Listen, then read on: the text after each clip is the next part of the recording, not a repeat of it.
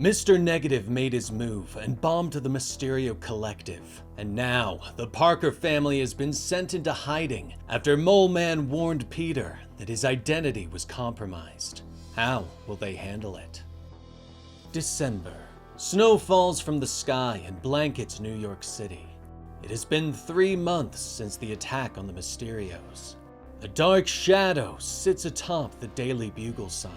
Spider-Man leaps out into the night. His costume, a black contrast against the snow and the lights of the city.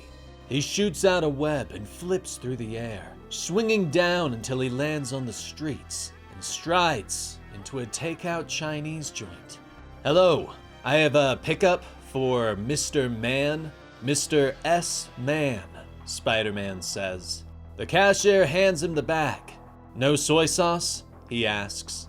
The cashier nods. The Spider-Man leans close. I was very clear.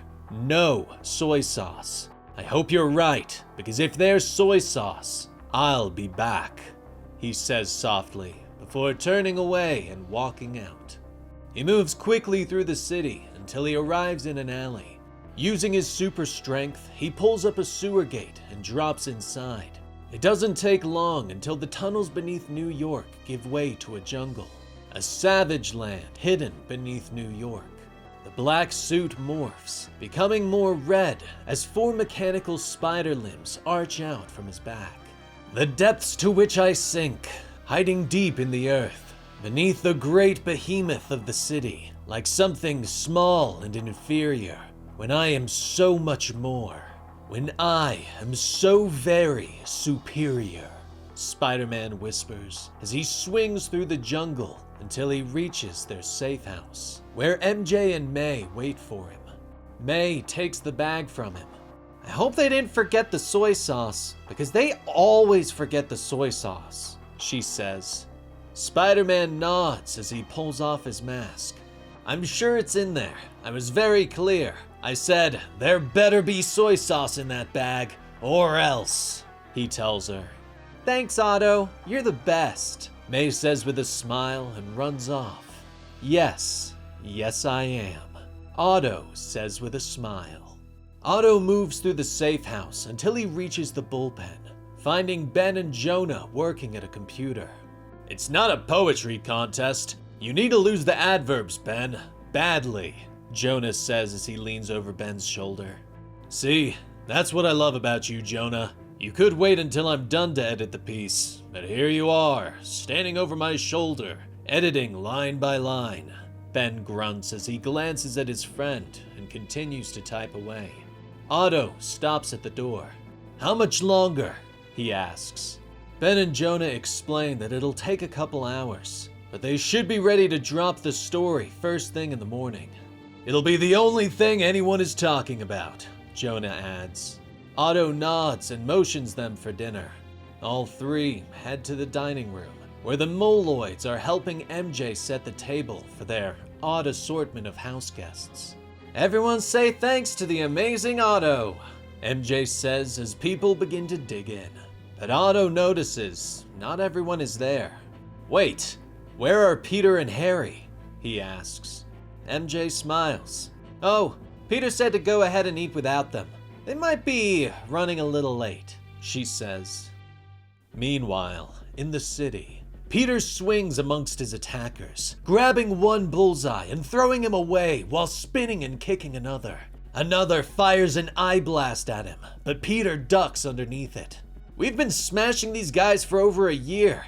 You'd think by now they'd have learned their lesson or gotten some new tricks, Peter notes. The blast rips through the air and slams into Harry, who hovers nearby. Sorry, pal. That one's on me, Peter says as he punches Bullseye in the face. Harry struggles up and activates a new weapon. No problem at all, Spider-Man. I happen to have some upgrades of my own, Harry notes. The grenade drops to the ground and detonates, sending out a shock that rips through the bullseyes, bringing them all down. Spider-Man looks at their fallen foes. Cool. Maybe a tad excessive, but cool, he notes. The 2 friends regroup, with Harry telling Peter to head back for dinner. What about you? Pete asks. Harry shrugs. "I'm gonna stick around, see if anything pops up," he says. Peter knows his friend is still hurting from the loss of his wife. He puts a hand on Harry's shoulder. "Really, Pete, it's fine. Gwen's gone. I miss her, but what else am I going to do besides this?" he asks softly. He reminds Pete that their comms are active, so if there's any trouble, he'll give him a call. "You yell, I'll be here," Peter says before swinging away. Harry watches Spider-Man swing away until he's finally alone. Or is he? "What a tangled web we weave when we practice to deceive. I'm so proud of you, son." The AI, Norman Osborn says, but Harry shakes his head. "I want him to be safe. There's nothing more to it," he says. There's a pause. "Of course, and why wouldn't you lie to him if all you're going to do is lie to yourself?" Norman finally states. Meanwhile, back at the safe house, Otto is putting the finishing touches on his newest invention. "This'll do it. This is exactly what we need," he says as he turns back to Richard Parker, who sits on a nearby piece of equipment in his nanosuit. Otto explains that he's been studying the people who secretly run the world, including the one who runs them, the Maker.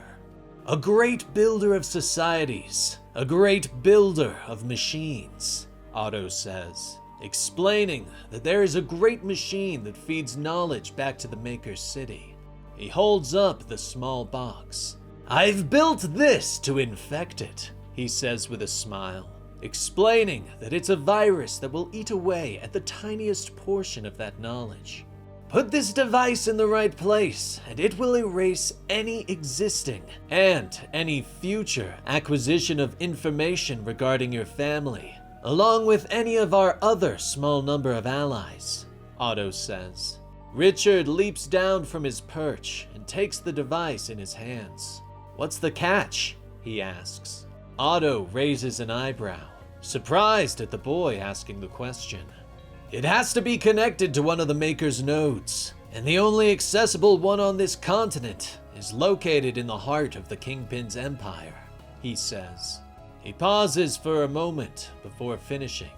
"If only there was someone brave enough to do this." Richard stares at him for a moment before grinning. "Subtle," he points out. Otto takes back the device and explains that the only way to reach the connection will be to break into one of the most secure vaults in the world. Why, one could argue that only one of the greatest thieves in the history of the world could pull off something like this. Know anyone like that? Otto asks. A short time later, Felicia Hardy stretches out on a rooftop, watching Fisk Tower while petting her cat. Something stirs behind her and she whirls, tossing a throwing disc at her attacker. Richard doesn't move, allowing the suit's tendrils to lash out and pluck the weapon out of the air. "Well, that's no way to say hello," he tells her before leaping down. "What are you doing here?" Felicia asks. Richard holds out the device, explaining what they need to do. "I could save my family, and I made sure it could also save you. So I'm doing it. And there's nothing the Kingpin can do to stop me," Richard tells her. The mask slides away to reveal his face. "I could really use your help. Want to get into some trouble?" he asks. Felicia stares at him for a moment before nodding. "Definitely," she says. Elsewhere, Harry is using his armor's enhanced vision to scan a building. "Is he in there?" his companion asks. Harry nods. "Yes, it's like he doesn't even care what I've done. I see a dozen more enhanced humans and the target 2 floors down from the roof," he reports. He turns to his companion. Mysterio stands with him, a skull visible in the bull helmet, the cloak swirling with an otherworldly wind. "Are you with us? Are you with us? Are you with us? Are you with us?" a ghostly voice hisses before it is replaced by Gwen's. "Are you with me, Harry?" she asks. And that is the complete story for issue 22 of Ultimate Spider-Man by Jonathan Hickman. Otto playing the role of Superior Spider-Man was fun, but what about that crazy Mysterio we've got now? Have all the Mysterios been fused into this being, or is it something else entirely? We'll just have to wait and find out. But let me know your thoughts in the comments down below. I'm Dan with Comicstorian, and we will see you next time. Rest in peace, Benny.